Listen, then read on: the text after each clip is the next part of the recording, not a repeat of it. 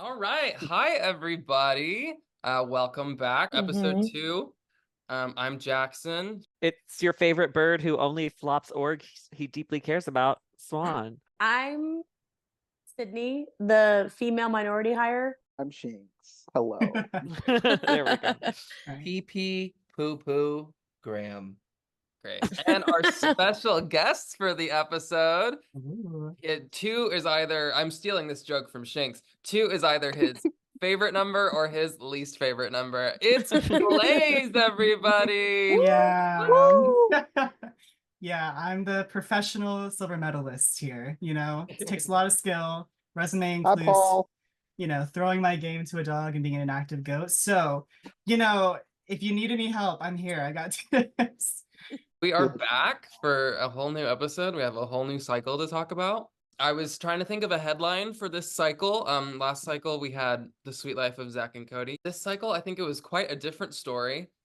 So I decided to go with The Hot Mess Express has come into the station. Correct. Oh, yeah. Maybe not all 15 people, but it really seems like a good 12 or 13 of these people are More than half. Battle of the to- block. I think it's Yeah. battle of the bad game Yeah, decision. to see who can play the worst this cycle. So here we are. Let's talk about it. Where to start? The first poor decision is Derek not hard throwing. Derek submitted a perfectly serviceable drawing, not incredible, but actually really good, but should have just given something really bad if he didn't want to win HOH. Derek's intention was look like I tried, but it won't be that good if it's basic. But then you have people like Devin drawing I think what he Derek drew. grossly underestimated the drawing capabilities. Well, to be fair, we have everybody pulling a Nymphia wind over here and being like, I'm a terrible artist, and then pulling out all these great drawings. That's So it's exactly. like, And then fucking Devin did Nicole almost win. makes a pointillism portrait of right? a scyther. In Derek's Hi. defense, it is incredibly difficult to throw a drawing competition, especially when Devin's I Need Loan almost won. Should have won. But the problem is tough. when people look at comp strength, they very rarely consider the details. At the end of the day, they just look at the number on their True. notes of this person won HOH this many times. Mm-hmm. They gotta go. They don't care what the comp was at the end of the day. Yeah, they never give a shit. Absolutely. So yeah, I agree. You should count numbers. I won a HOH simply by using Tatsu, and that means I'm a comp beast, I think. At the end of last cycle, Frankie Grande was unanimously evicted. And we went into our next cycle. This whole cycle was themed around the bug type Pokemon. We went into HOH, which was based around Tracy, the character from one of the original series. And yeah, basically the house guests they didn't have to do a good drawing. It just Whatever you think is gonna get votes, essentially. Yeah. It could be whatever criteria. I think it even said it doesn't have to be accurate. You could do your own take or whatever. They could have Yeah. done whatever. But we Which saw some that with certainly Amber. took liberties. Yeah. I need loan. That picture is horrendous. It really is. That pink demon. Oh, I loved it. Yeah, Amber. No, So- I love it. Yeah, so we said Derek obviously ended up winning, but Amber was the other person who ended up winning. She Ooh. took Scyther and made it completely pink and had it holding a pride flag. Iconic, powerful. Very good. It was Yeah. beautiful. It was Amber's was definitely a highlight for me. I loved Devin's, as we talked about. Devin did a very crude drawing of not even what I would say a Scyther is. Outside of a bank saying I need loan. It was very close to winning. They It should have was won. so It awesome. really should have. Cody's was God. also very good. Cody's was not the right shape, size, or color. And there was spiral clouds going on behind it, but it was very fun. My favorite Mhm. part of Cody's was actually not the drawing itself, was Cody in the DR reacting as a result happening, thinking that he won when there were literally 6 people left to be named. Like, fuck, I won. There were 6 If there's people one thing left. this cast can't do, it's read or count. Yeah. In all honesty, what I would do for this challenge is if you want to throw, you can't do a bad drawing, you can't do a good drawing. You have to do a perfectly plain drawing, because people might meme vote the bad ones, like, oh, that's Yeah. so funny, or like, you can't take a risk or do something crazy. Like, Cody should not have gone like off book if he wanted to hard throw. I think you do like a perfectly serviceable like sketch, and that's about it. And I think if think that's you- what Derek was trying to do, but it just Yeah. didn't come across because Derek is actually a talented artist. Yeah. And Derek's quote unquote like mid, whatever piece that he was trying to put together ended up being like 17 times better than anything that a lot of the Yeah. people do. We have Amber and her pride flag scyther, I think got the top votes, right? They Yes, did. She was I faster than believe And Derek. she- Amber and Derek tied for 3 votes each, And they were the she ones. initially was excited to win HOH, wanted HOH, and then kind of very quickly figured out she should not have won HOH. Yeah. Yeah, she was Because talking at the end of last cycle, being like, I want to go for HOH. Like, this can be a chance to prove to my allies like that I'm a like asset to them and I can work with them and be good and everything. And yeah, she was given the power that she wanted and very quickly came to the realization that maybe I shouldn't have done this so soon in the game. Sydney actually talked about this last week. Sydney was nervous that this would end up happening, that Amber would end up being a player that was really self-destructive. Can I just say, I can see a crazy bitch. I am a crazy bitch. And I love Amber. And I see the self-destruction. I saw the trajectory she was on. I don't think it's the end of Amber, but definitely she's messy. I do think one of her biggest mistakes, and somebody clocked this, I can't remember who it was, but she immediately threw out names, including Jacosta's name, rather than using HOH to first gather a bunch of info first. She should have like collected info and then gone from based on, I mean, I think it's good to be a proactive HOH who's like unafraid to throw out, names who you want to target. But I think this early in the game, you really need to gather info first and figure out where loyalties lie and kind of go from, like, I think she could have thrown out an easy name like Joey or Devin or somebody, but to immediately go hard for somebody like Jacosta, who is pretty decent social standing in the game, kind of blew back on her majorly because she couldn't really take it back because she'd already thrown Jacosta's name Yeah. out to like over half the house. Well, and she also isn't in any alliances. Like, she doesn't have like a group Which is of crazy people. because a lot of people Yeah. really like her.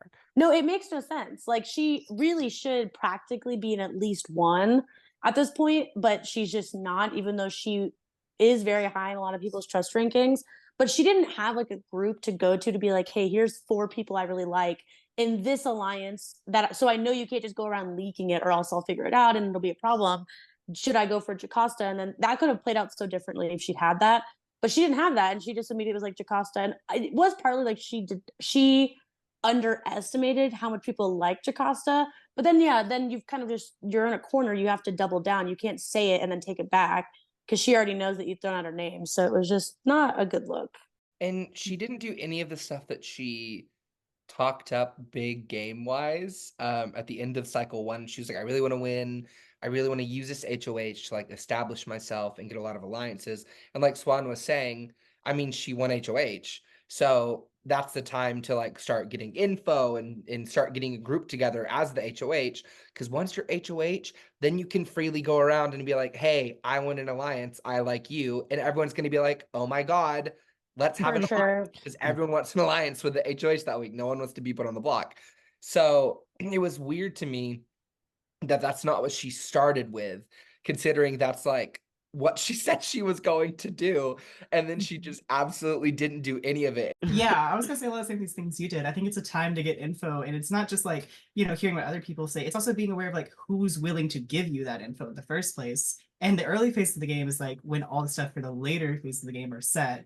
So it's the best time to learn when those are, because that's going to be the strongest bonds later. And something I was going to say though, and maybe this is jumping a little bit ahead, but like looking at the end of the trust rankings and everything, I was shocked to see that Jacosta had Amber like middle of her trust rankings, like 7. So in some ways, even though like the start of the HOH was an absolute mess, I think that by the end of it, it still somehow ended up being like a good middle ground for her. She somehow performed better as a dethroned HOH than she did as the actual HOH. For sure. Yeah, like going into this, like a couple days ago, I was fully prepared for like this episode to basically be like Amber's like no good, very bad, terrible, like Yes. awful Mhm. like HOH reign, because it was really that bad. Like up until the point where she was dethroned, it almost was like as soon as she was dethroned, she was like, okay. And whether so much it was like the onus was on Jocasta or whether it was on Amber, I would say probably a little bit of both. They definitely did meet up after and patch things up. Like, let's not let this like fully just be like a Joey and like Derek situation where it's like we're gonna go after each other for the rest of the game now. Yeah, and I think that was super smart on both their parts. And one thing I will give props to Amber for is at least she was like very self-aware the entire time. Like she was in her DR being like, this HOH fell off. Like this is not going well. Like why are these people liking Jocasta? Like she seemed to become more aware of their dynamics. And I just love a self-aware player. Like if you can, it's okay if you're on the bottom or like not in power at the moment if you're at least aware of that, because that gives you a lot more power in an otherwise powerless situation to at least know where you stand and know how things, the dynamics actually are. So I do think she at least had good reads throughout.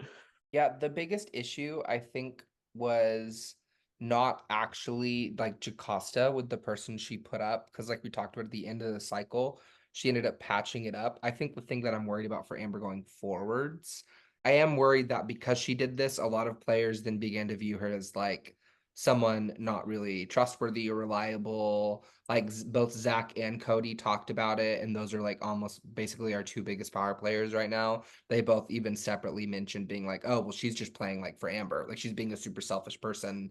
I mean, the people she talked to about it were like, no, don't put up Jocasta. Multiple people told her not to. And like we talked about, she got pissed about it, was like, I'm gonna do it anyway. And I think that was what kicked her in the butt more than anything.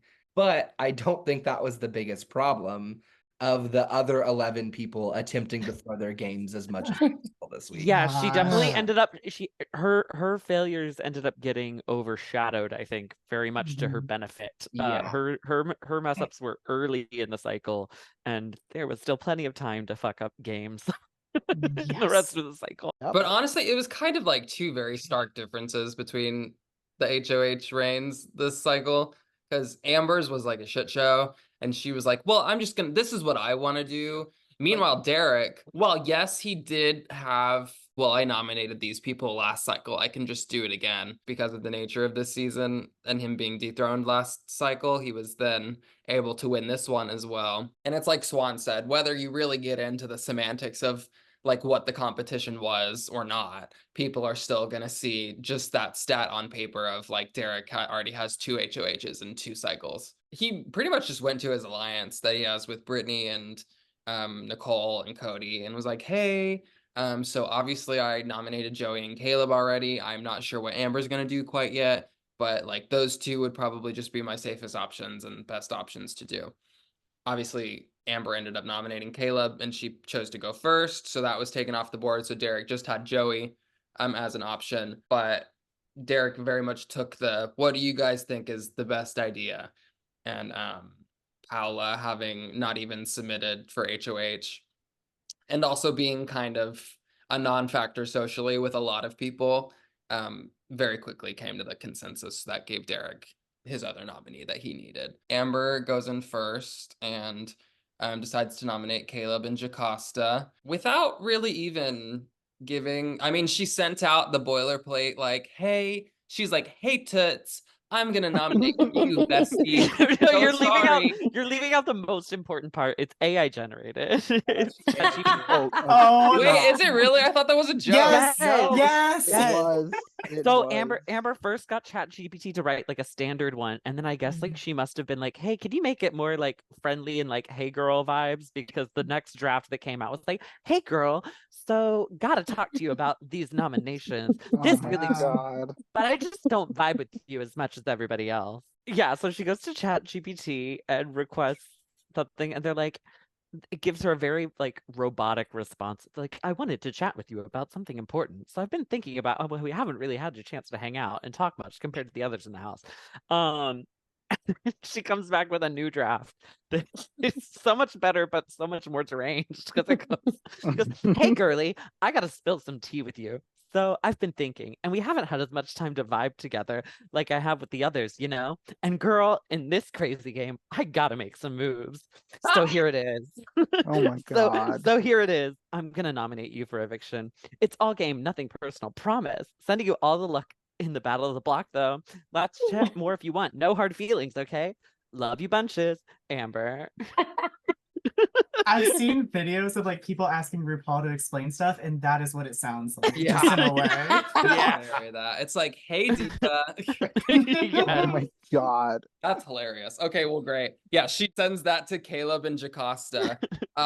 Caleb almost immediately starts arguing with her, so that's fun. That was funny. And they basically Oh. start playing the blame game of like who doesn't message each other least. It ends with Amber yelling at Caleb that they're in time zones, even though They're not. Even Yeah. though they're in the exact same time zone, actually. Let's all remember that. Let's just bring back for the audience that Amber is lying about being Australian. Amber is open with the audience that she is actively lying about being in Australia. Also, this is a side, but Jocasta, after they made up, was like, "Hey, girl, can you just, like tell me what time zone you're in so I can add it to my phone clock to work Oh around my your schedule?" God. As far as I'm aware, Amber has still not responded to that. I'm not. I don't think What she- time is it in Australia right now? You It's know? a busy I don't time. even- Yeah. Let's find out. Caleb doesn't take it well. No. But Jocasta takes it a little more well, but she's like, can we talk about it, please? And Amber just doesn't respond and then just goes to the ceremonies and nominates them. Derek goes and nominates Joey and Paula. Neither of them take it particularly well either. No. Joey sends her Uh, one gif of the trash can. Yeah. The trash Joey- can. The recycling. Joey says something along the lines of like, "Wow, I guess I really did something to you," and it's like, "Well, girl, no, he just won HOH 2 weeks in a row. Why is he gonna like put up? Why would he piss more off more people? Yeah. Yeah. Yeah. And then I think Paula said like "fuck that pig" or something. Like, Yeah. sent a gif or something. I don't Something know. amazing. Yeah, it was Yeah, funny. yeah. Jocasta probably took the nomination the best, but even then, it was not great from a lot of them. Like Swan was saying, Joey thinks Derek has some kind of vendetta against her. But it's And like for Joey or recycling, I Derek's guess. like, I just don't want to nominate 5 million people in 2 weeks. Like, Yeah, the Caleb's four good at nominees comps. go into their little battle of the block. Voltorb flip from the Pokemon games. Basically, like Minesweeper, with a little twist and stuff to it. It was very cute. Yeah, Thank you. very cute, made by It's Graham. trickier than Minesweeper, though, I think. Mhm. A tad. Yeah, there's definitely a little twist to it. There is luck to it for sure, but there's a lot of strategy that you can Hmm get somewhat far with in it. And Paula had no such luck. No. No, she did not. Very Paola unfortunate. got the lowest possible score. Oh Yeah. no. There was a row that was just a complete freebie row. Mhm. Yeah. That luckily And that's everyone all she got. Yeah, that luckily everyone picked up on. Paula immediately exploded right after the freebie row. And Joey had kind of similar bad luck, had like a couple others in it, like a couple additional points, but kind of fell for a similar or the same trap that Paula did. Mhm. Yeah. Yeah, and then Jocasta and Caleb, Caleb did the best by Are. a pretty fair margin. Yeah. They combined their scores for their like total for it. So it ended up being 23 to I believe it was 19. Mm-hmm. Caleb goes 2 for 2, this time with Jocasta instead of Joey. Beast mode cowboy. Yeah, Beast Mode Cowboy. Caleb and the Joes. Battle of the Blocks. Yeehaw. And he's lucky because I think if he was a final nom in either of these first 2 weeks, he would be going home. So Yeah, and especially against Jocasta. I mean, I think there was a high Yeah. probability Jocasta would have been saved with veto, but Yeah. it's working for him Yeah. so far, I guess. I don't know how much longer it will continue to work for him. Mm-hmm. No one's I- really plotting on Caleb like that. Like, no one I've- cares, but no one's Mhm. actively like, how do we plan this battle of the block so that Caleb can't even get the chance to participate? Like, and they're I not think- thinking that far. I think the people in the middle and the top of the power dynamics are too intertwined to have pawns for a backdoor plan like that, Yes. because they Yeah, would that's be 4 pounds, not even 2. exposing allegiances Absolutely. pretty clearly by deciding who they put up as a pawn to backdoor, and I think it would ruffle more feathers than just straight up nominating Caleb. But they're gonna pay for that if Caleb just keeps winning either Battle of the Exactly. Block or veto. Yeah. Yep. Yeah. It's definitely pretty noticeable that no one's tried to like really work themselves around the Battle of the Block yet. Like I haven't seen a No. lot of strategy about that at all. It's just who wins wins. And I'm chill with it. I'm great. I hope it continues like that. I mean, I Although- do, does- like I it said, I makes do for want some mess. buffoonery. I do want some like foolish Mhm. plans to be concocted, but we'll see. Well, I feel like that's gonna happen a lot later down when the numbers are dwindled and Yes. there's not a lot of wiggle room with the Battle of the Block anymore. Definitely. this Yeah. cycle, Mhm. Donnie and Zach started talking about this next week, upcoming week, to backdoor Brittany. So maybe we will get some buffoonery. I mean, and that's That something would be more and awesome. that's something more Oh. feasible because they can use the quote unquote inactive pawns to backdoor, whereas with Right. Caleb, it's like you don't really have another option for a pawn that's Mhm. gonna Yeah. seem easy. Yeah. 100%. Yeah. So yeah, Caleb and Jocasta are safe. Amber Mhm. is dethroned as HOH. Joey stays on the block with Paula. Mhm. And they head into the veto competition. We get a great veto draw for Joey, honestly, with Oh, both yeah. Donnie and Hayden picked, who are Yeah, because two they're of all her- diamonds in the rough, right? Yeah, yeah, Mhm. two members Yeah. of her Diamond in the Rough alliance. Let me talk about this veto competition. Oh We God. we I'm have excited. what we used to call Crash Boom Pow. This time it's called Catch Bugs Woo. We post a comp. I love it. Hayden does it immediately and kills it. And then the remaining competitors, not named Joey or Paula, are all trying to throw very unconvincingly or very convincingly. Like some of them were taking 50 seconds to answer a 30-second question. Derek. And then other players like Donnie and Victoria were just getting things wrong. Joey put up a good effort and was still slower than a throwing Derek. And then we have Paula, who comes out of the gate and crushes this veto competition in record time. Well, you forget Gets that that. Paula is starting off by saying, "I'm a little tipsy, but let's do this." Like nothing can go wrong. They start and stop in between each round. So while they were the fastest, they were disqualified. So Hayden runs away with the veto, and then it all goes to shit after that. God, if Absolutely. Aiden had just done his stopwatches, we could have lost Christine this round. God damn it. We could have. As Shink said, if it weren't for Paula being in like a drunken stupor or whatever, Hayden rather runs away with the rest of it after that. And he almost immediately goes, as soon as he gets back online and sees that he wins the veto, I think he went to his alliance chat, that Diamonds in the Rough, and said, "Hey, congrats on going off the block, Joey." Well, because he had already told Joey in Ah. one-on-one, like, if I win, I'm saving you. Yeah. Yeah. So like it was That's pretty not the problem. that The early problem on that Joey is- was getting taken Yeah. off. And I believe Okay. someone had approached Hayden, it might have been Jocasta, had approached Hayden about getting into an alliance with Derek as well. Mhm. Because while all of this was happening and while the Battle of the Block and nominees and everything were still taking place, Jocasta kind of took her nomination and it kind of like lit a fire under her ass. And she was like, okay, well, like we're gonna fucking do this then. Mhm. And she makes a trio with Zach and Cody that they call themselves the Bellhops, which are like pretty inarguably like the two most important people in the house right now Mhm. that have the most Yeah. influence. She takes that, she like really gets them both to lock in with it.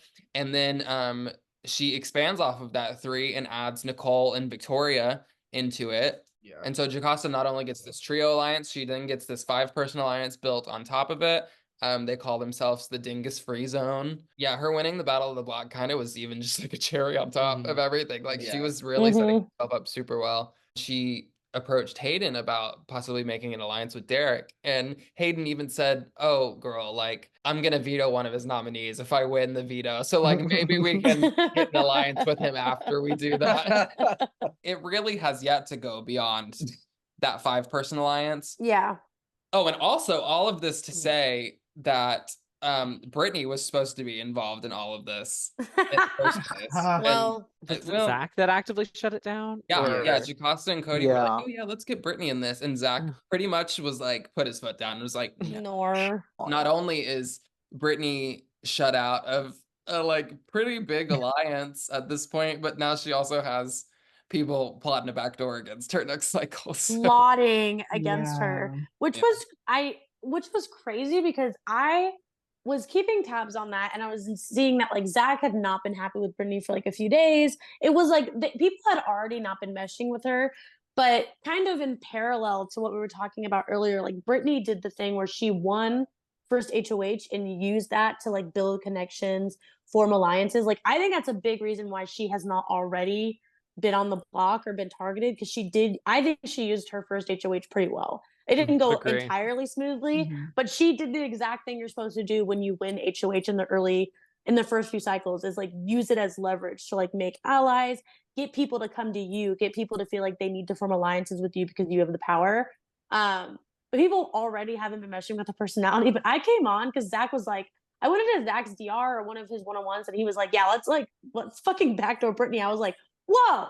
I was like, where the fuck did that come from? And I went to host chat. I was like, can someone explain to me like what happened? And then you guys were like, Actually, before we get into the veto play, I think we need to talk about the formation of Team Rocket.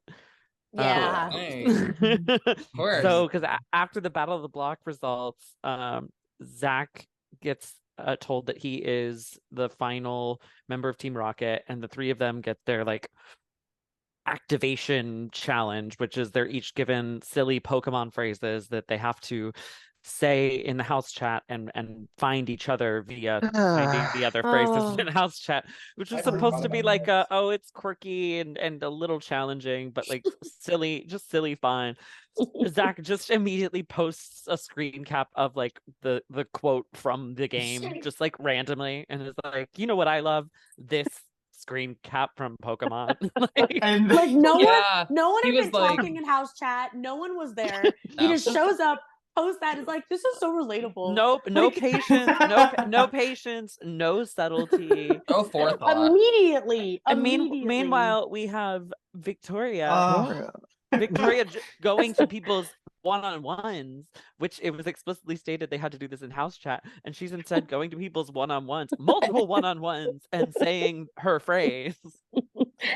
This cat so can't Zach is- read. Zach's like, well, I found Victoria, even though she's not doing it right. Yeah, And I then think we have to Zach give literally her said a- in their one-on-ones, like, "Oh, I thought we were supposed to say this." in Yeah, public."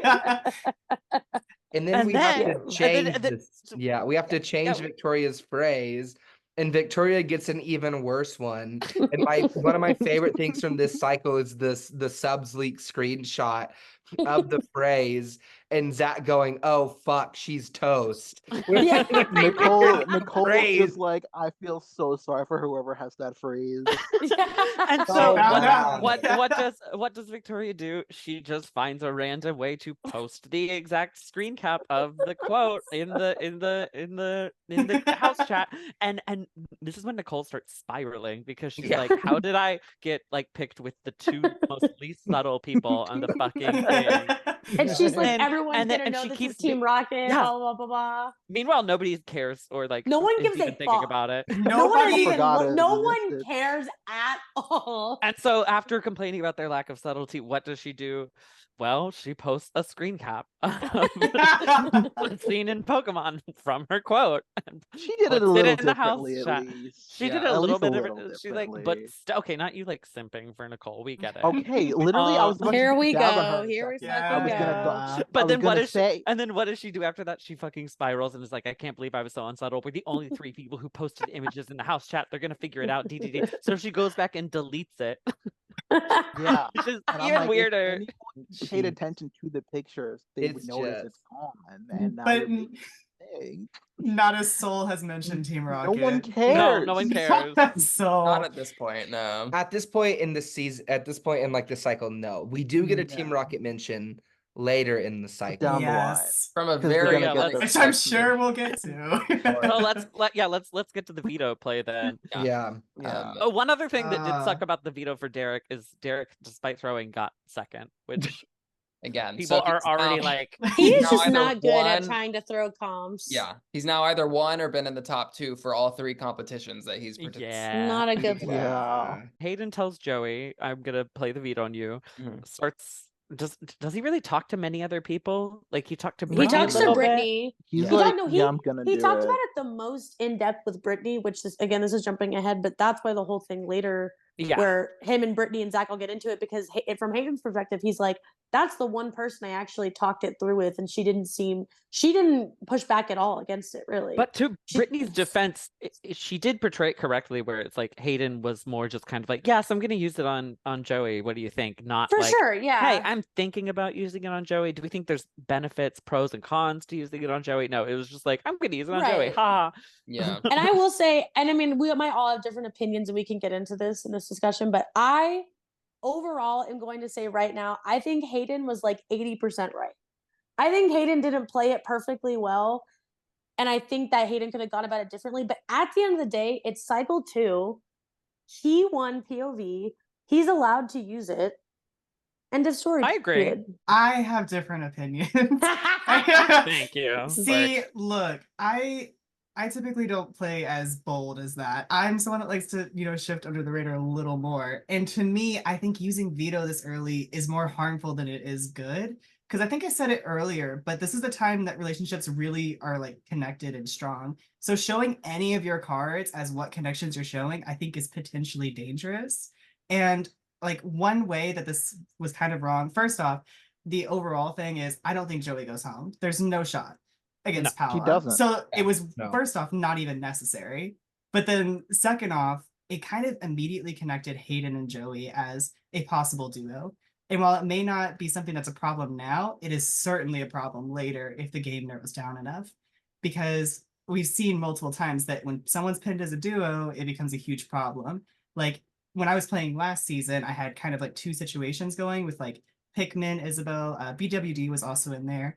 But Pikmin was like the public duo, and we were never not seen as a duo, even though we weren't. The whole reason I even stayed or like in Final Four with Shanks was because the duo with Isabel was hidden. So keeping that hidden is so important later on in the game, because that can mean the difference between you having problems really later. Yeah. I just think it's better to keep your cards hidden this early, especially if it's not necessary. And talking about keeping a duo hidden until Final Four, I think the other mistake of this is that, well, Joey's not getting to Final Four with Hayden. No. He invested in an ally, but he didn't invest in a valuable ally, I would say. And instead, actually, what he did is he showed Derek that I don't prioritize you and our relationship. And he showed to about half the house, like, I either don't care what you think, or I don't trust that I don't trust what you say that you're going to keep Joey in this vote. So I'm playing the veto to protect Joey. I mean, I get about wanting to collect those little straggler players because they can be very valuable. But with a twist like this, like Joey's just going to end up on the block again. Okay. Yeah. I don't disagree. Spill, girl. Let me add to it, because I do agree. I think the way Hayden went about it was clumsy. I mean, you can literally just compare it to how Zach went about it last week. And Zach's execution was so much better. Like, most people were not mad at Zach for using the POV. Most people did not mind it. Whereas Hayden definitely just was not socially adept with it. He did not have the right conversations. He didn't say all the right things. I think it was honestly, it even affected what he did, and his willingness to use it is because he literally just saw Zach do it last cycle. Yeah. Zach might have had some immediate why? But like he all but quashed it pretty much immediately. Yeah. I think even from just the root of the strategy reason behind it, I think Zach was more successful because Donnie was a much more valuable ally to scoop up and invest in. Donnie probably shouldn't have been nominated in the first place, and he was kind of like the Jocasta of last week, where it's kind of like a lot of people vouching for him, a lot of people like, why are you up? So Zach seemed like a hero saving Donnie, and it wasn't as questionable. And also Zach used it to end up getting Frankie out, who was his preferred target for the week. He had sound strategic reasoning behind the decision besides just save Donnie, protect Donnie. It was also like, you know, I can get somebody like Frankie out, and even threw out Frankie's name to Brittany. And while I understand Hayden being like, I'm not about to throw out a name, I'm not HOH, at the same time, it's like, it just shows to Derek and other people that like, okay, so you don't really care what happens. Because if I'm not Joey and Hayden just uses the veto like that willy-nilly, I'm like, okay, so did you not care if I went up? Like you didn't talk with Derek about potential renom, like you just saved Joey. So even if I'm not Derek, I lose trust in Hayden this round. Absolutely. For sure. Yeah, Which and we that- definitely I was- saw. Like a lot of yeah. people called him erratic and like very Trolling, bold, yeah. trolling. So like it's very literally we saw the consequence of that. I've been real quiet on this subject as someone who has won Power of Veto week 2 of BB Rewinds and used it on an ally and taken them off the block. So I've been very quiet during this discussion part of the But pod. I'm curious to hear your contribution and Yeah. also Yes, of compare it to your situation. Yeah. Was this You an also had 8? more Was this an tact. 8 or This was an 8. Yeah, it was an 8. It was I, an 8. 8. I won Veto week 2. And I decided to use it on Dustin. Yes. And that was a different situation. Dustin was about to win the veto. Basically, Yeah. he's going to be the replacement nominee for Mike. wait, my King Mike was HOH?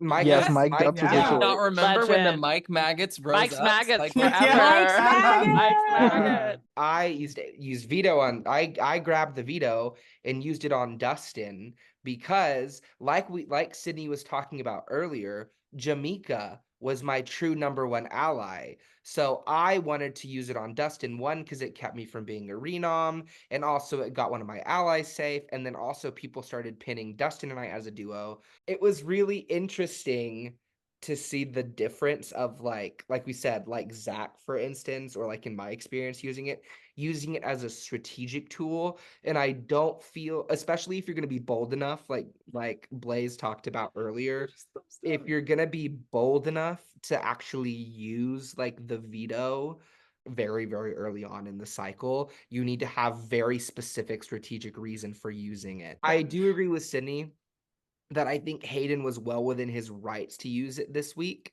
And I honestly really love that he used it this week for like the drama of it all. For Let's TV, go! hell yeah. It made But- week 2 so much more interesting. Yeah. But I think we talked a lot about it last week about Hayden being a really good under the radar player, and we were really excited to see what he was. And that all got shot out the window today. he took the radar Definitely. And smashed it over his knee. yeah, it was My like, thing is, I love a confident, like unafraid game player, somebody who's gonna like play right out of the gate. But the other side of that is like you might end up having to pay the consequences. I'm just really interested that I think Hayden thought. Well, also, I don't think Hayden might also just not care, but there Yes. is a aspect of Hayden thinking that he would be able to do this, like Jacqueline said, because Zach did it last week. But I don't think he realized the amount of social sway that Zach actually has in order to pull something like this off. Yeah. Versus Hayden does not have that to pull that off. And I think that was really evident here. This week was really formative for kind of seeing where like the social tiers lie in Yeah. the house of what people are Yeah. willing to accept from certain people. And I think Yeah. it's going to be a really interesting thing to look at going forward of like who actually is able to do this kind of stuff. Yeah. Especially in the Battle of the Block format where everything's like almost emphasized. I think Hayden could have pulled this off a couple of weeks from now because his Yes, like agree. momentum was on an upward swing, but he essentially just like deflated any sort of momentum he Yeah. had coming I his way. completely agree. Yeah. I think obviously we all know that Joey was not leaving. And Mhm. of course, Hayden's being told that, and there's not really a reason not to believe it. But everybody knows if you're on the block, you are not safe until you're not evicted. You don't know. There's no way to predict 100%, and Hayden can't 100% trust that people won't flip. Knowing this house, it could have flipped. Hayden doesn't have all the information. Hayden has the True. information right in Right. front of him. If I value Joey as an ally, I've won the POV. It's week 2. Zach just used the POV last week and it essentially went fine. Why not take my ally off the block? They have a whole alliance. So Exactly. how does it Yeah. look to your alliance member? Because Zach and Donnie are also in Mhm. that alliance, and Zach just Yes. used the veto on Donnie last week. So how's it going to look when another alliance member is on the block and you win the veto and you don't take that person off? I honestly think I- Hayden should have just thrown it. I don't know why Yeah. he won this in the first place. Hayden's good at comps, so I don't think getting started off on a comp threat status is going to be good for his game. I just think this early in the game, while I do think it's valuable to save an ally, if you're playing super strongly this early in the game, you should have enough backups in place to where, like, if Joey did somehow go home, your game would not be at risk. It's not like you're saving your like final two that you've been like working with for like weeks, and it's like Yeah. final six, and you got to make sure that they're safe. Like, we're literally talking about like week 2. There's Final 15. 14 other people in the house. I do think there was also an overreaction to Hayden's use of it. Brittany which and was Cody also, Yeah, not especially. at all. Brittany and Cody Brittany, I especially. mean, pretty mainly Brittany and Cody. Brittany and Cody, neither of them are HOHs. Neither of them are like, we're dead set against Joey going. They just didn't like the way Hayden handled it, but their overreaction was a lot. I was fine with it up until them being like, oh, why is Hayden doing this? That's kind of weird. Yeah. But when it got to the point of like Cody and Brittany being like, he's so stupid. Like, why is he doing Yeah. this? He's Yeah. a terrible player. Like, yeah, that was crazy. what is he? Yeah. Why It's is just he not that doing- serious. It No, it really wasn't. isn't. I do think that it kind of shows the cycle with Amber and with Hayden. It shows Mhm. the value in just taking a step back and assessing before you do something. Because sure. with Amber, we saw just asking about the nominations before doing them could have led to a better HOH. With him, just asking and saying what he was going to do and what people thought of it may have led to better handling of Mhm. doing it. Just Mhm. taking a step back and assessing before you just choose to do it as soon as you get online. For sure. And we even say Yeah. all of this, and he was still like number Yeah. 6 or like number Yeah. 5. Yeah. And like He Yeah. still such ended the rankings. week doing pretty well. Yeah. Like we said, his main conversations were mostly with Joey herself, obviously, and then Brittany. He did talk with Derek, but it was really just like, it wasn't even really talking with Derek. It was like It led was to Derek negative. that he was going to be using the veto on Joey. He didn't offer a replacement nominee. Derek was like visibly pissed about it, to the Yeah. point where even Hayden was like, "Oh, Derek's mad at me." Yes, Derek was beyond like, those because days. F yeah, on Derek cheer is 'cause I'm putting pissed. FB on cheer at the end of At everything. the end of Hayden every was- message, yeah. And then Derek's in his DR like, I'm using this because I'm fucking mad. Yeah. So yeah, Hayden uses the veto on Joey in his speech, calls Derek big boy HOH. It's now your responsibility to name a replacement nominee, which only makes Derek that much more pissed. And Yeah. he's like, why is Hayden taunting me? Yeah. Whereas Hayden Yeah, was I think actually, Derek like, went to his alliance chat and cooperative. said, is Hayden taunting me? Like, with Yeah. that? And it's just Hayden being a dumbass. Yeah. Yeah. And that led to a lot more of the like Brittany and Cody being like, oh, I think he's just trolling and da da da Yeah. Yeah. and all that. Derek obviously has to name a replacement nominee now that Joey's been taken off of the block, and he asked his alliance. I mean, but it's Yeah. the exact same thing we talked about last week. Like with Christine, we didn't think she'd go up as an original nominee. No. But if you Could've get gotten to a those renom shooters. and Christine's the only one with like really no ties to anybody, and everyone's like, well, do you care about putting Christine on the block? And everyone's like, Nope. no. Yeah. You know? And she goes up. Yeah, And that's because- exactly what we predicted yeah. would happen last week. The first name was actually Devin. People were like, well, Devin was nominated last cycle, so you could probably just put him up again if you wanted to. Mhm. And enough people were like, actually, I don't think that, like, I don't think I would feel good with that. Like, Devin has made a lot of progress, like, in this last Mhm. cycle. Mhm. And I feel like he's, like, actually starting to, like, talk to us and people. And so it got down to that where it was like, okay, well, who does nobody care about? And it was Christine, like, Yeah. straight up. Like, no one had any And, problems and with then it went Christine. from like nobody cares about Christine, like in a like nonchalant, like we don't feel strongly one way or the other, to a lot of people kind of being like, oh, she's so dry. She just talks about how tired she is all the time. And she hates her job and wants to burn her workplace to the ground. Right. Yeah. Never forget Brittany saying, if she's saying she's tired every time, can she I lie just lie. sometimes? or That was something? hilarious. Just lie and say you're I'll give good. Brittany that. That was hilarious. After everyone is like, yeah, you can put Christine up. It's fine. Derek does that, and the noms are set for Paula and Christine. You And know, then we Paola, have- as some call we her. have Sorry. Paola. Mr. Devin, who insta votes, but not only does he insta vote, he goes to his DR and says, I want Paula gone, but I'm gonna cause chaos and vote for Christine. And then he's over here like spiraling, like, oh my god, what if they pin it on me? What if they pin it on me? And I'm like, no one's thinking about you in this way, Dev. Like, I know you don't know that, but I'm just like, they're You are gonna not the think main Team Rocket- character right now. They're gonna Yeah. think Team Rocket first. And in speaking of Team Rocket, they get their mission, which is to make an everyone but X alliance. And they decide, let's make it everyone but Paula, and we can like say, oh, Christine did it or something. So they go ahead and do that. And then Zach's like, guys, this is overkill. Oh, that and is. then Meanwhile, Zach's the one doing overkill. Yeah. and then Jocasta is the first one to wise up and say, guys, this might just be Team Rocket. And the light bulbs go off everyone's head. They're like, oh. Something to say too is that Devin immediately like clocked Zach for saying this Yeah. is overkill. Yes. Yep. Zach They literally is said it's incredibly Team Rocket. unsubtle. Let's chill, Yeah. guys. If Let's he- like not bring it up. Let's not talk about it too much. And Zach's like, this is so mean. This is overkill. I'm just like, this is what we wanted from Zach. Because we'll just like, dude, chill.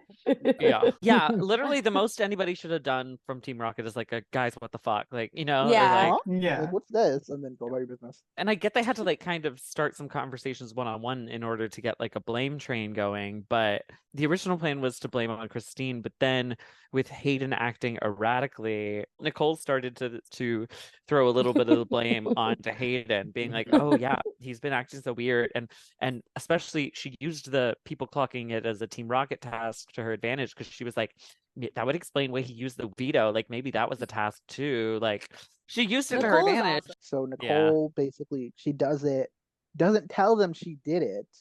So then Zach's like, hey guys, okay, we should probably blame someone. And Nicole's like, oh yeah, I did that like an hour ago. And then meanwhile, Victoria just logs on and like starts to like slyly blame Christine a little bit. They need are to get on such a this- mess. Well, there was I wouldn't actually want some strife because Nicole noticed Zach was going ham and was like, Zach is so unreliable because he's so unsubtle. But the reason I'm mentioning this specifically is because this becomes a theme for the rest of the cycle for Zach. Mhm. Yeah. Of Zach being kind of erratic about spreading information.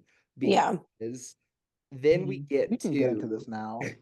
Zach talking to Hayden and telling Hayden, like, oh, Brittany was so mad at you for using the veto. Brittany was like pissed. She was in my DMs talking about it, all this kind of stuff.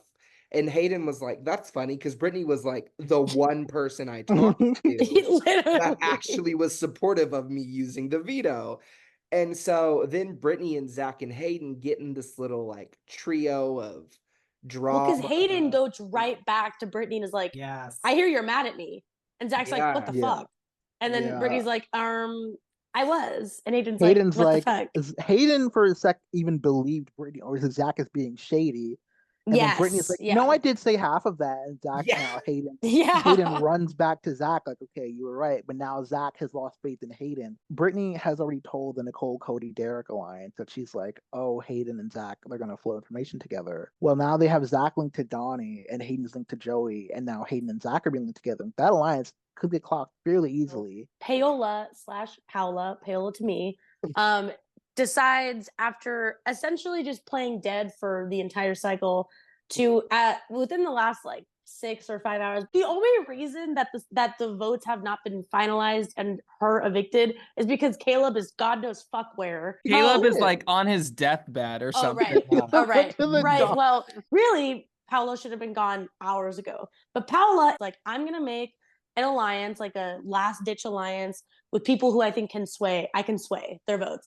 And she uses the same pitch she's been using, which is keep me because I'll continue to be a target going forward. And I just want to kill Derek. I want Derek's blood. I want to nominate Derek. I have a one target track mind right now. It flips She- Joey, so it works. And I mean, yeah. All Joey had to Sure. hear was, I want to kill I Derek. want Derek. Yeah, Yeah, and like- she's like, I'm on your Done. side, queen. But for everyone else, they were like, okay.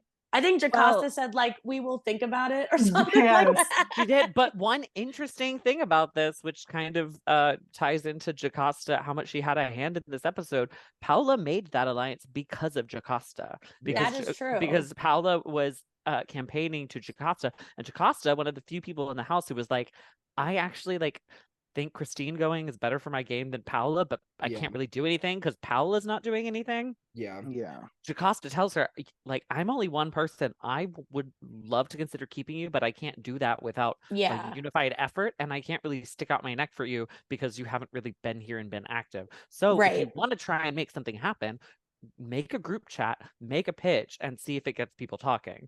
Unfortunately, it just didn't work because it was too little too late. I mean, that was really like the mission statement of Paola, like her whole game this season, really. It was like too little Yeah. too late. And like, even because I really think Christine is the only person in the house that she even had a chance of staying against. Yeah. And she was given Yeah. it. And it really was just like that. Like in HOH, like maybe if Paola had done HOH, maybe Paola could have won, but it didn't happen. 'Cause Paola that's had gotten like a crazy few more split. points in the Battle of the Block. Maybe Yeah. she would have gone off. Mhm. If Paola had like started her stopwatch in the veto, she very Yeah. well could have won. If Paola had started this campaign like a day earlier, or even like she was, Even it's 12 not like she hours, was I the think. replacement nominee. Like she was nominated the whole cycle. Yeah. Exactly. Yeah. That's ultimately why it didn't work, is because not only was she not socializing from day one of this game, but even like day one of this cycle, as soon No. as she was on the block, she should have been picking up her game. Mhm. And she Like kind of just Devin did, like Donnie waited did, like until Jocasta did. exactly. Exactly. And bringing this back to Zachariah. So Zach was not included in this last ditch alliance with Paula. Nicole was, and Nicole and Zach are pretty close. Nicole went to Zach immediately. I mean, in those kind of last ditch alliances, pretty much everyone's telling everyone. They're really You not a should be secret. doing that anyways. Yeah, you should be should. at least. Some people were not, Well, and it's correct. getting It's them on kinda- Christine's shit list. Like you guys said, you should be going out and telling everyone so that you're not the one trying to keep it a secret when it's not a secret at all. So Nicole goes and tells Zach, and then Zach immediately goes and tells Brittany, and then Brittany and Nicole, I don't think they got into like an issue about it, but essentially Brittany's thinking like, well, why isn't everyone telling me this? Why isn't Nicole telling me this? So it's pushing a bad light onto Nicole. And then Nicole's like, well, fuck Zach. Like, I can't trust him. He runs off and tells everyone everything the minute I say it. And just another person kind of picking up on the fact that Zach is running around kind of shooting his mouth, because Zach is so well connected. Like everybody is telling Zach almost everything. Yeah. And Zach is not necessarily doing a good job at knowing when to spill things and when not to spill things. And people are picking up on it, like with Hayden, Brittany, Nicole. This was the second time with Zach and Nicole too that something like that happened this cycle. Yeah. So I'm interested to Yeah. see that storyline And continue Brittany. because I think Nicole is one of the few players who can actually like do something about that or like match Yeah. up Yeah. since Mhm. with And Zach. She has recover the and whatnot. leverage to she's I think really like it's really a power play right now between Zach, Cody, and Nicole. Yes. Like they all have different play styles to a degree, but they all have so much influence and so much social leverage in the game right now. They are all kind of just fighting for the number one spot. I mean, honestly, for me personally, I think Nicole ended up number one at the end of this I week. agree. So this I week, mean, yeah.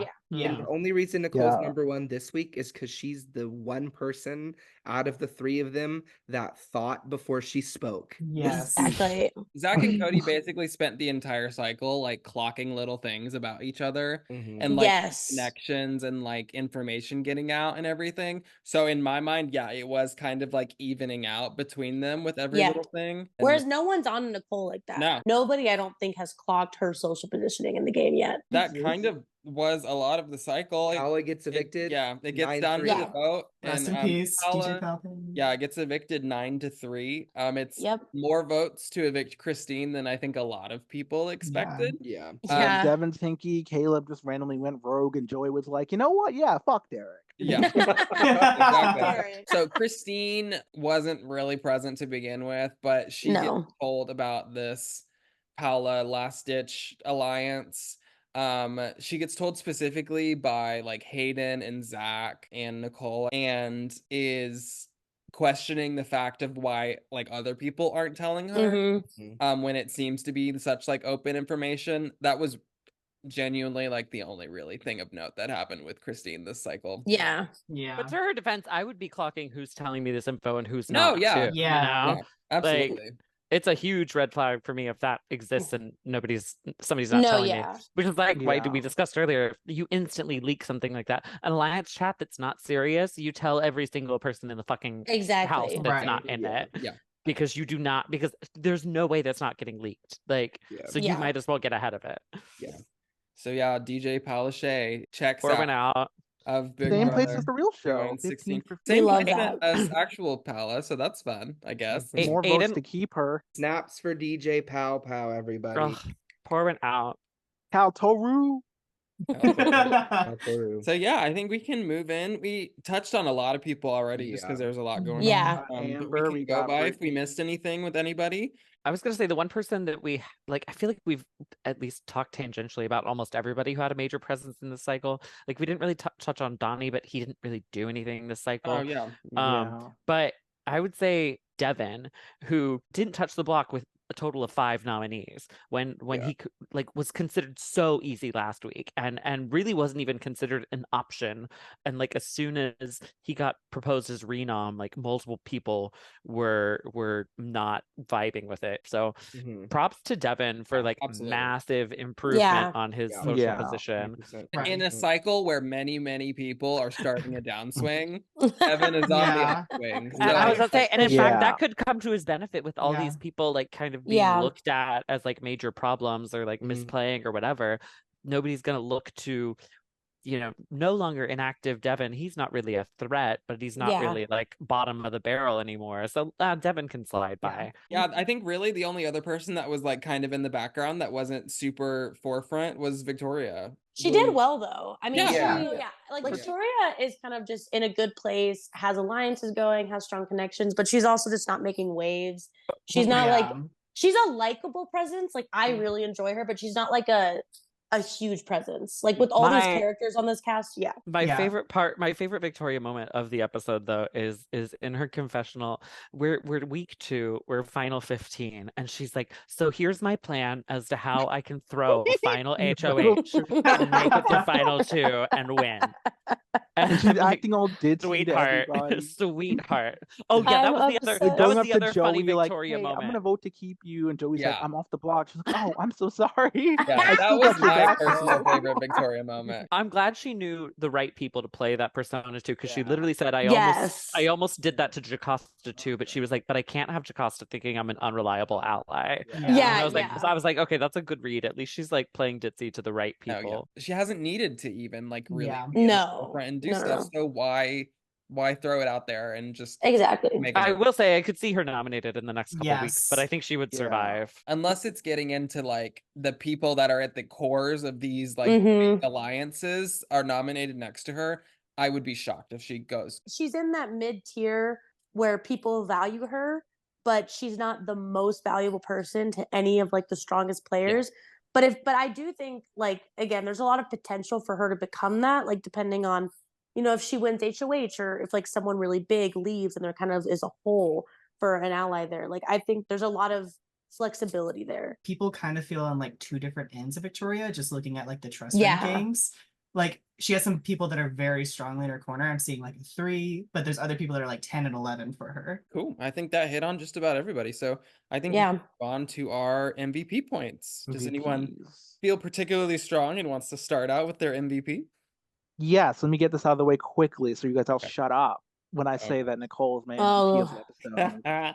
No, it's valid. It's valid. No, it's valid. I think it's just like she got out of this episode the Yeah. cleanest, and she had some funny moments berating Zach and like the Team Rocket stuff. Like she was like the straight man of like Team Rocket. Like, what the fuck did I get myself into? What are these people doing? And it just it was funny, and she had a pretty clean week for her. And then who I want to see more from? Again, I'm going to say Caleb again because he's still like socially bull, but then the competitions he's like destroying everyone. And it's like if you didn't care, you wouldn't do the comp. But your money where your competition skills are. I just want to see him like be present and back it up. And he's saying he will be now. Just to make Shanks seem less of a simp, I'm actually gonna double down. I decided Nicole is my MVP as well, just because of the bigger players. I think she navigated the episode the best, partially just by not having a massive fuck up. I also appreciated her dedication to fully achieving the Team Rocket task, and I thought she did the best job of making the best of the situation and sort of slyly getting it a good suggestion out there without fully like being obvious about it. She definitely was my MVP of the episode. And then I'm sorry, I have to give my Lisa Vanderpump LVP to Hayden. Like I just think he is starting a potential comp threat status that he did not need to do right now, especially to save Joey. I think he's investing in potentially a not worthwhile ally long term, and really just misplayed every point along the way of getting his end goal. And I don't think he kind of is thinking long term at the moment. I also think Hayden kind of just wants to like meme and vibe and have fun and play with Persona. So I totally support that, and it's fun. But I just have to dock points for him this episode because he was on the upswing, and I think he fully like took the wind out of any momentum he had created towards the end of last episode. So right now, I would say there's kind of two people I'm looking at to do an MVP for, and that would be Nicole for obvious reasons that have been stated multiple times. I think the top 3 players right now are probably Nicole, Cody, and Zach, shocking no one. And of the 3 of them, I think Nicole has the best ability to assess and not say things too soon or like really think about it. Whereas I think Cody and Zach could have issues later on that blow up. I think Nicole's just good at that, and it showed this week. And the other player I was thinking about is Jocasta, because she had such a big improvement, just like Devin from last week, where she's got like those alliances going, the onion layers. And I do think that it is impressive the way that she came back and has some really strong allies. But I think I have to go with the basic answer of Nicole, because I think she did just play this week best overall. Absolutely. I have to say For that. sure. As for the person I'm going to phrase I want to see more from, I would probably say Joey, really. I think Joey is very, very funny when she's online. She's made some very fun moments for me. For sure. But I feel like so far I haven't really seen her do much. She kind of faded into the background. And I think that some players have seen that as well. If not, a lot of players have seen that. So I think that I want to see more from her because I know she has the potential, you know? Okay, well, I'm going to go with Blaze's other pick. I'm going to go with Jocasta. Because I do agree with everything that you guys have said about Nicole, absolutely. And I fully endorse her being number 1 in the power rankings and everything. But I really think Jocasta like turned the party this cycle. She like went from like 0 to 100, like strategically and socially, and you could even just see it represented in the power rankings. She like absolutely shot up and went from kind of that like lower, like mid tier, like maybe upper bottom tier group with these like Christines and Devons and all them. And she absolutely shot up to the top of the rankings of a lot of people, where she's in the top 5 of almost everybody. For Hell yeah. my LVP, I think I'm going to go with Christine, because I will say, while I don't think it was the most pertinent information or like the most important thing to ever happen, she talked the most she's talked this entire season. She learned about this alliance that was made by Paula, and it was the most we'd like seen as insight into where she's at and what she wants to do the whole game. And I want to see more of that. And I like know that possibility is there now, so we can do it. And I'm gonna go with Christine. And girl, like, I don't want people to just be non-factors on this season. Like I want everybody to have at least a moment and like turn it out. And I really want that for Christine. And this is your moment, Christine. Yeah, this is your moment. Let's do it. Yeah. So I want her to have it. So I'm gonna hope and pick Christine as my player that I hope gets to have her moment. Sydney, would you like to go next with your MVP and LVP? I will. So Nicole is my MVP, and I didn't steal that. I wrote that down before we even started the podcast. And it's for all the same reasons. The only thing that I'll add is that I think Nicole has been really, really good at having the right reads like everywhere. Like she's not had a read where I was like, ooh, she's a little delusional. Zach and Cody have had really good reads, but most of their best reads have been against each other. Yeah. Which is impressive, but I think Nicole has like a wider scope of the game right now. And that's been like the most impressive to me this week. And then my LVP, Lisa Vanderpump, loser. I'm not going to choose her every week, I swear to God, but I'm choosing Amber again. because listen, I clocked her last week, and I have essentially the same reasons. I see so much potential in Amber. She's so funny. She's such a great presence, and if she just stopped getting in her own way, she could do so much better in this game. I mean, it is absolutely ridiculous that she's not in like an actual alliance yet. And honestly, it's her fault. Like, just go get an alliance. She was It's really not literally that hard. HOH. Yeah, my favorite thing about Amber Literally. this She week, had an alliance. She had everyone but Paula. I was just She saying, my had the favorite last Okay. alliance. And she literally said, I can't believe this is my first alliance. in her That was PR. so funny. Did she get in so Paola's bad. pitch too? Did Yeah, she? and she asked to archive it instead of like flipping. Okay, yeah, then sorry, she was in 2 alliances, neither she made and neither real. Yeah. But Yeah, so that was it's like, my it's favorite. yeah. She's like, "Are you fucking kidding me? This is my first fucking alliance." Like, she was she's so mad. She's so funny. Like, I love her. And she has so much potential to do so much better in this game, but she literally just keeps getting in her own way. Yeah. So she's kind of the Lisa Vanderpump this cycle, because I want to see her do better. I want to see her improve. I want to see her make it far. And I think she can. Just like stop taking a gun and shooting yourself in the foot every fucking minute. Like, if she just didn't do that, And she'd also be don't slaying lock even yourself harder. out of your account. Yeah, that Oh, helps We forgot too. to bring that I up. didn't Oh my even say god. Yeah, we forgot to even mention that. Jesus Yeah. Christ. She's finally supposed to be awake Australian time and fully locked out of her account. Yeah, my MVP of the week is Jocasta. That is who I was considering. I think our top 2 of this week in terms of actual play, if not standing / power ranking, I think our top 2 of actual play was Nicole and Jocasta. I don't think that's really Mhm. up for debate. But I chose Jocasta just because I really value when I'm going forward for the rest of the season and I'm talking about MVP, I'm really going to value like who I feel like played the best that this week in particular. And the reason I'm choosing Jocasta is because I think Nicole was already playing from ahead. Nicole was already playing in a good position this week anyway, and what she did was continue to solidify that. Now that was very impressive. But what was really impressive to me with players like Jocasta and Devin of playing from like a behind position or like a lower position and managing to get themselves back up into a really good standing.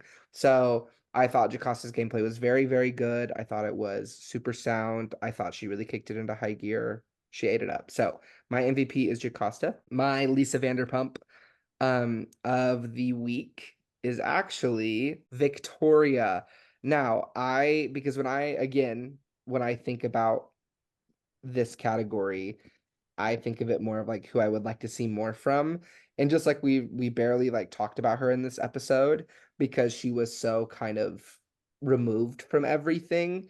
But like Victoria is in one of the best positions because she has the ability to kind of go wherever she wants to. And everybody kind of needs her as a number right now. She's not, even to the people that have her low, she's only ranked like 10, 11. You know what I mean? She's not even like lowest. Like everybody wants a piece of Victoria right now.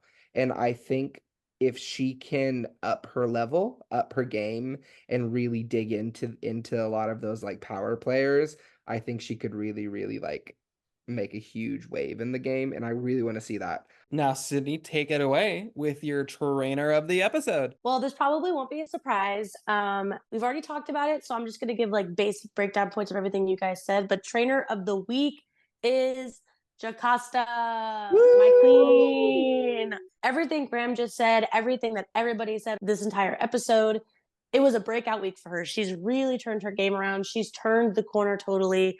She has an alliance or multiple alliances. She's friends with very powerful people who really value her and would protect her in bad situations. She won Battle of the Block for her own safety. She's just like consistently liked around the house. Like, she's in top 5 of like pretty much everyone's trust rankings. She's also had good reads. Like, she clocked Zach, she clocked the Team Rocket task. I mean, she's in the game. She has the potential to be one of the bigger and better players in the game, and she's already making her way up. So she, for me, is clearly trainer of the week. She deserves all the props. We love her. The only thing we have left is a little stroll down BB Rewind's memory lane. We're at cycle 2 now. There are plenty of things that have gone down in cycle 2s of BB Rewinds, and we're gonna say some of our favorite ones. I have one. Yeah.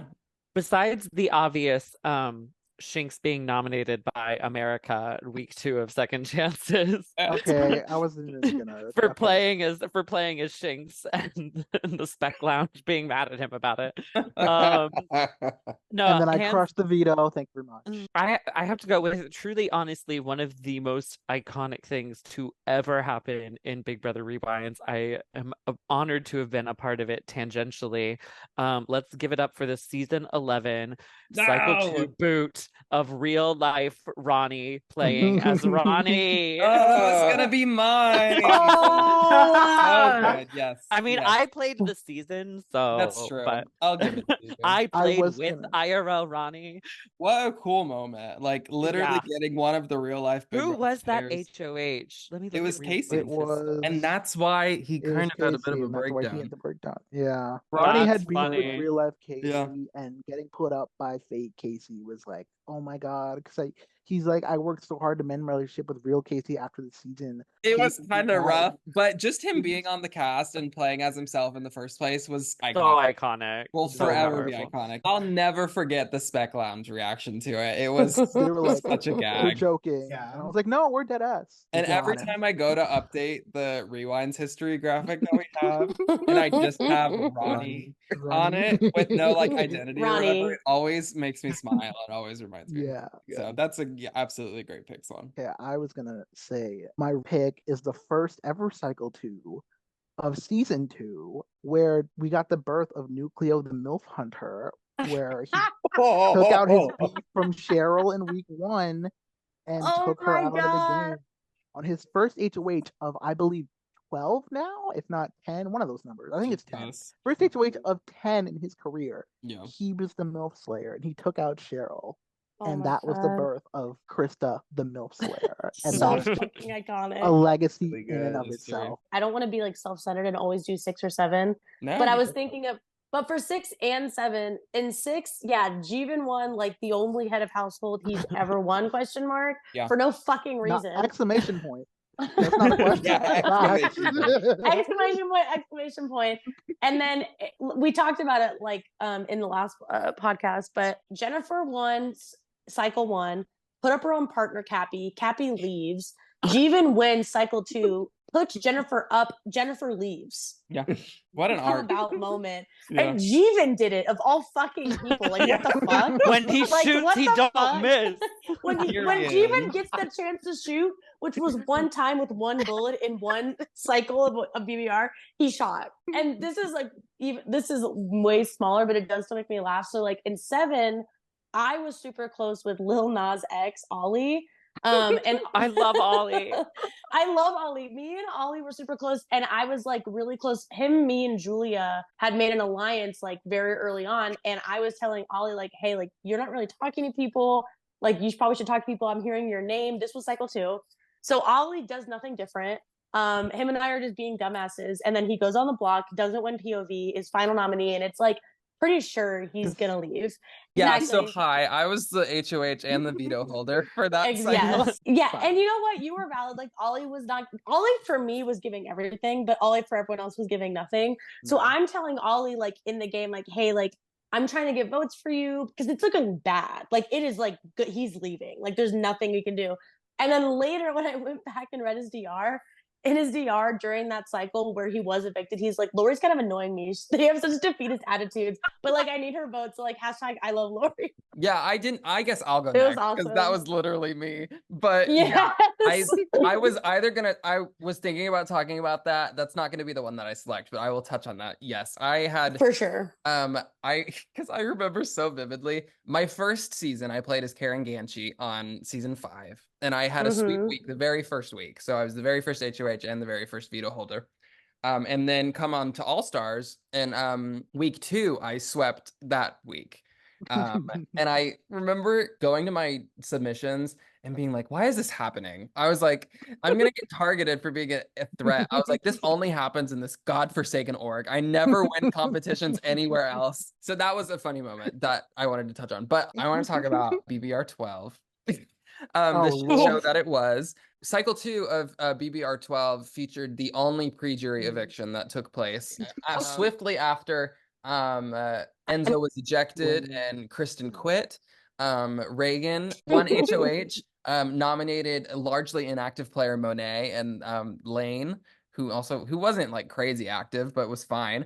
And through whatever series of events, it ended up being a tie vote. And and Reagan decided that I guess Monet wasn't a threat or anything and evicted Lane. Oh, Lane. And was the only vote that took place the entire pre-jury and the only eviction that took place the entire pre-jury, and Lane went out. And Annie quit less than 24 hours later. Annie quit maybe like 8 hours after that. Yeah. And we were like, dude, and we felt bad. We just released him to the spec lounge. Like, we could have put him back in. We fucking had to. Like, Blaze, would you like to go? Of the two I've been a part of, ironically, two of the hosts are from them. BB Rewinds 8, which was Graham, and BB Rewinds 15, which was with Sheeks.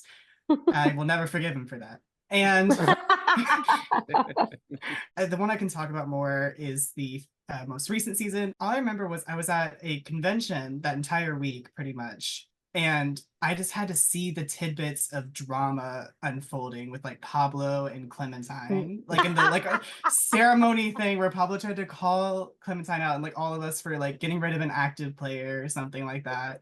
Yes. And it was just like this little spice I needed. I just remember coming in to see that and just submitting my vote for Pablo then and there. So that's really all I remember. The icon legend star that was Pablo. R.I.P. Pablo. Taken from us far too soon. So upsetting. Cycle 1 MVP, his like sex flirtmance with Tiny Kong. Awful. And then his unfortunate taken from us far too soon, Cycle 2. It was such a character. everything. Such a gift. I have two, I guess, that I'll discuss. One was from our season, and I say our because it was Blaze and I's. It was our Cycle 2. We've already touched on me using the power of veto week 2 on an ally. That's not what we're here to talk about. Today we're here to talk about Mike's maggots. And we're here to talk about HOH King Mike. We write it down. And I only have 2 words for everybody. And those 2 words are listening mode. Yes. So Mike funny. is in listening mode, so powerful. Mike was in listening mode. Like, I don't know what to tell you. That's it. That's it. That's all I have to say. Like, are you in listening mode? Because he was. It was everything. It was a mess. It was iconic, but it was a mess. I have to add this. I completely forgot this was week 2 because it was Mike's HOH. The rectangles versus squares argument between Matt and Danielle was in this exact God. the way Danny almost got put on the block. Got backdoored because she fucking arguing with the HOH about shape. rectangles and squares. That was an iconic cycle. Wait, I forgot about that. I forgot it was Cycle 2. I can't. Yeah, no, that was a kind of a crazy cycle in BB Rewinds 8 for some reason. It was like the first veto. Oh, it was Mike's HOH. Yeah. Yeah, Mike's HOH veto used on like a third party. We had like the maggots. We had listening mode. The maggots. It was just crazy. My other moment is from season 15. Swan didn't want to talk about it, but I will. We don't have to talk about it. But Shinx, Shinx, you don't understand. It's not what you think. So at that point in the game, the specs did not know if it was you pretending to like you playing as you or someone else masquerading Pretending to be you. So they thought it was someone else pretending to be you. So they nominated them as punishment, thinking that they were defending your honor. That is Well, and there were a couple people who were just trolling with that argument. Yes. Either way, people were for fine. everyone who said I was obvious and dumb for picking myself. This is the exact. I knew I was gonna trick someone. Yeah, you tricked them, and then they nominated you. I didn't think they would do that. I thought they'd find it funny. There was a movement to defend Shinx's honor in the spec. I know, lounge, it's and that's fucking how you got Keegan put and on the Bowman block. too. Week. I remember submitting my identity prediction for you like day one, just like I think it would be so funny. And then I mean, like you could not have been more obvious, but less obvious. Yeah. All right. I think we're just about wrapped up. Yeah, here. I An know. extra special thank you to Blaze for being our Thank you, extra special Blaze. guest Thank you, this Blaze. episode. Yes, thank you, Blaze. Aw. You know, Yeah, Blaze, we I would say will- you were the runner-up of this podcast episode. Damn. Oh, And with that, Bye. we'll see you all next week. Bye. Bye. Bye.